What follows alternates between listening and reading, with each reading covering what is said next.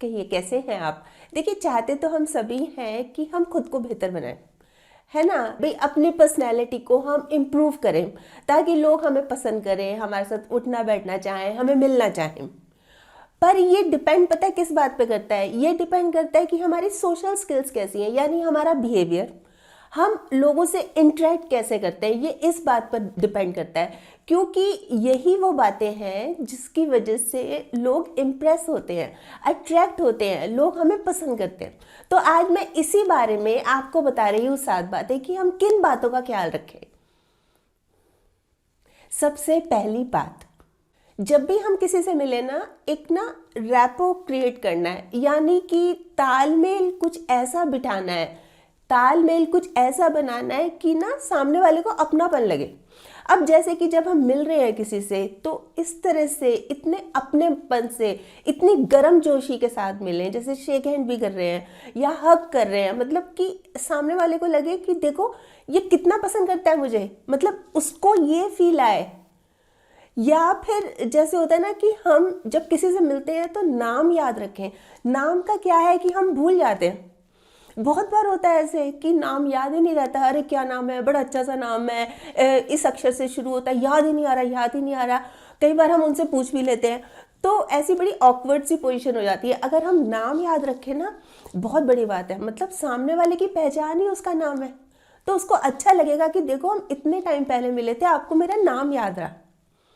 या फिर जैसे होता है कि पिछली बार जब हम किसी से मिले, मान लीजिए मैं एक मतलब 15-20 दिन पहले अपनी एक फ्रेंड से मिली, ठीक है, अब मैं उसको दोबारा मिल रही हूँ, तो उसने मुझे बताया कि वो जॉब चेंज करने की सोच रही है। तो मैं उससे पूछ रही हूँ कि क्या हुआ, तब जब हम मिले थे आपने बताया था कि आप जॉब चेंज करना चाह रहे हो, क्या आपने कर ली? तो उसको अच्छा लगेगा कि देखो पिछली बार बात की थी, इसको याद रही। या उसने ये बताया कि मेरी मदर इन लॉ के ना घुटनों में बहुत दर्द चल रहा है, हम सोच रहे हैं उनका ऑपरेशन कराने का। तो मैं पूछ रही हूँ कि क्या रहा फिर, वो ऑपरेशन कराया कि आपकी मदर इन लॉ कैसी है? तो ये जो बातें हैं, है ना, इससे बहुत फर्क पड़ता है। या फिर उसकी लाइकिंग डिसलाइकिंग क्या है, जैसे वो जिससे हम मिले थे लास्ट टाइम, उनका ना पॉलिटिक्स में बहुत इंटरेस्ट है, तो मैं उनसे ये पूछ रही हूँ कि क्या रहा, अब आप बताओ कि क्या सिचुएशन चल रही है, कौन सी पार्टी आगे है, आपका तो इसमें बहुत इंटरेस्ट है, आप कुछ बताओ। या फिर कोई अननोन है, अननोन कैसे कि मान लीजिए मेरी कोई फ्रेंड है, वो अपनी एक फ्रेंड को लेके आई हुई है, तो मैं उससे बात कर रही हूँ। अच्छा, उससे भी अगर हम कोई कॉम्प्लीमेंट दे के बात करेंगे ना, तो एकदम से उसको अपनापन लगेगा। जैसे कि मेरी एक फ्रेंड अपनी फ्रेंड को लेके आई, तो मैं उससे कह रही हूँ कि आपकी ये ना साड़ी बहुत अच्छी है, मतलब उसके पहनावे पर, या उसने जो पर्स टांग रखा है, या उसने जो चप्पल पहन रखी है, मतलब कुछ भी कह के, कुछ भी कह के अगर हम मतलब कॉम्प्लीमेंट दे के बात की शुरुआत करेंगे ना, बहुत फर्क पड़ता है।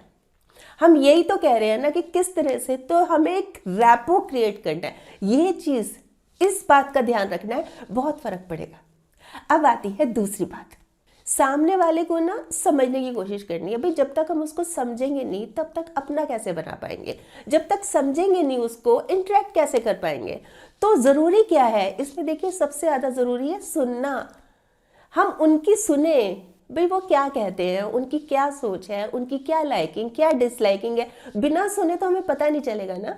तो जब हम सुन रहे हैं ना, हम कानों से सुन रहे हैं, हमें आंखों से भी सुनना है, हमें दिमाग से भी सुनना है, हमें दिल से भी सुनना है, इन सब तरह से हमें सुनना है। देखिए कानों से तो हम सुनते ही हैं, है ना, आंखों से कैसे सुनना है कि हमें ना उनको ऑब्जर्व करना है।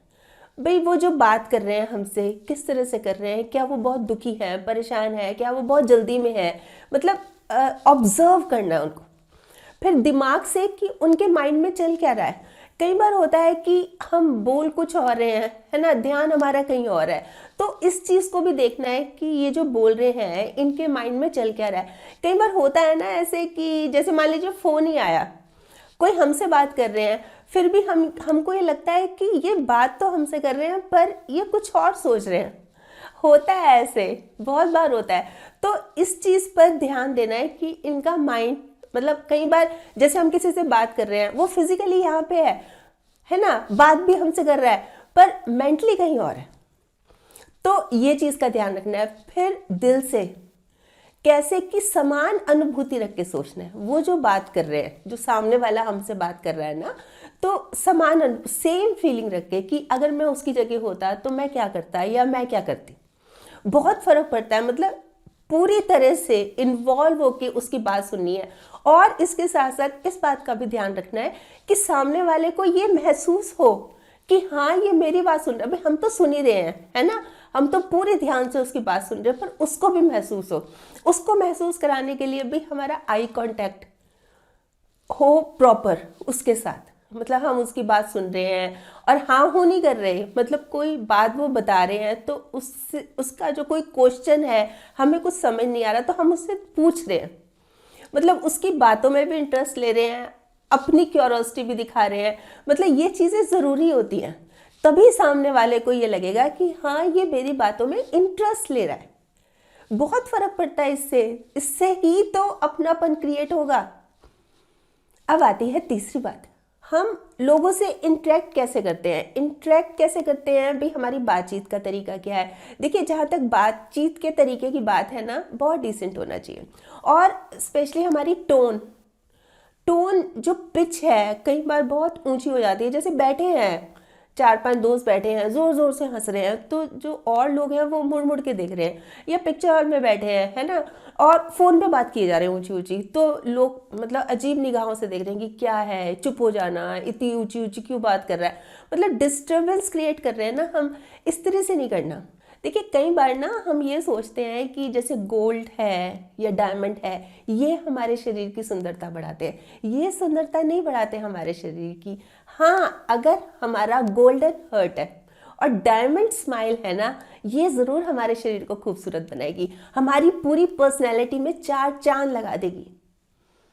तो इस चीज़ का ध्यान रखना चाहिए। जैसे स्माइल तो बहुत ही ज़्यादा इंपॉर्टेंट है, जब भी हम बात करें तो स्माइल के साथ करें। अच्छा कई बार क्या होता है, हम ना बोल देते हैं, बिना सोचे समझे बोल देते हैं, मतलब एकदम से रिएक्ट कर देते हैं, जबकि हमें रिस्पॉन्ड करना चाहिए। मतलब एकदम से कोई बात काट कर या अनसुनी कर कर या एज्यूम कर कर हम एकदम से रिएक्ट कर देते हैं, ये चीज़ नहीं करनी।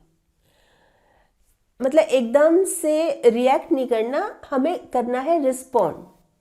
अपने इमोशंस पर हमें थोड़ा सा कंट्रोल रखना है। मतलब एकदम से गुस्सा हाइपर हो जाते हैं, ये चीज़ नहीं करनी।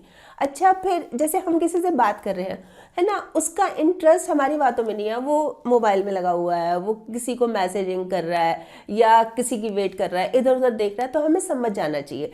मतलब ऐसे में ना ऐसी सिचुएशन हो जाती है कि खामखा चिपकू हो रहा है ये। मतलब वो इंटरेस्ट नहीं ले रहा और हम बात किए जा रहे हैं, हम उसमें इंटरेस्ट लिए जा रहे हैं, तो बड़ी ऑकवर्ड सी पोजीशन हो जाती है। ऐसे में ना चुप हो जाना चाहिए पहली बात, और कोशिश करके ना बहाना दे के ना वहाँ से निकल जाना चाहिए, क्योंकि वो कंफर्टेबल फील नहीं कर रहा हमारे साथ। तो इसमें क्या है कि हमारे ही माइनस पॉइंट फिर उजागर होंगे ना, इसलिए बेहतर क्या है कि खुद ही हट जाना चाहिए। फिर जैसे कि मान लीजिए हमने किसी को ना कहना है, तो ना भी इस तरह से कहना है कि सामने वाले को ना बुरा ना लगे, मतलब उसको ये ना लगे कि देखो कैसे रूडली बात कर रहा है। मतलब ना भी करना है ना बहुत नाइसली, बहुत पोलाइटली। अब जैसे कि एक पड़ोसन दूसरी पड़ोसन के पास आती है, चाबी देती है कि भाई ये चाबी रख लो, 2 बजे बच्चे आएंगे उनको दे देना चाबी। तो पहली वाली पड़ोसन कह रही है कि मैं ज़रूर दे देती, पर आई एम सॉरी, मैं तो खुद मार्केट जा रही हूँ और मेरे को आने में लेट हो जाएगा, आप प्लीज़ कुछ और देख लो। मतलब उसको भी बुरा नहीं लगेगा और उसने अपनी बात भी कन्वे कर दी।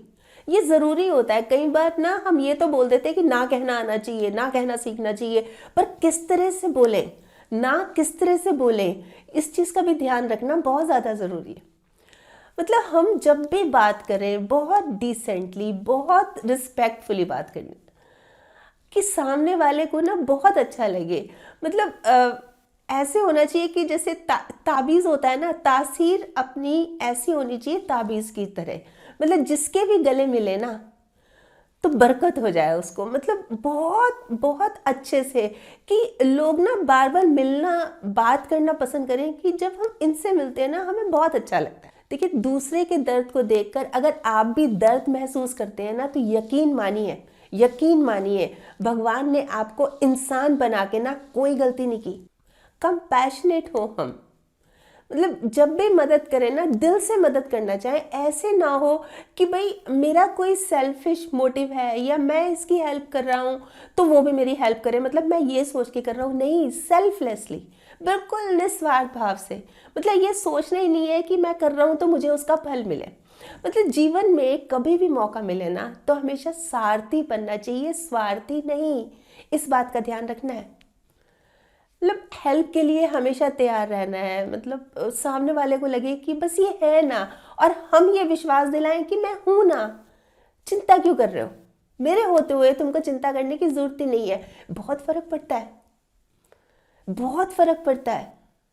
अब आती है चौथी बात, हमें ना ट्रस्ट बिल्ड करना है, विश्वास विश्वास बनाना है। और ये कैसे होगा, ट्रस्ट कैसे बना पाएंगे हम, जब हम ट्रांसपेरेंट रहेंगे, हम कोई बात छिपाएंगे नहीं, मतलब ऑनेस्ट रहेंगे, हम सिंसियर रहेंगे।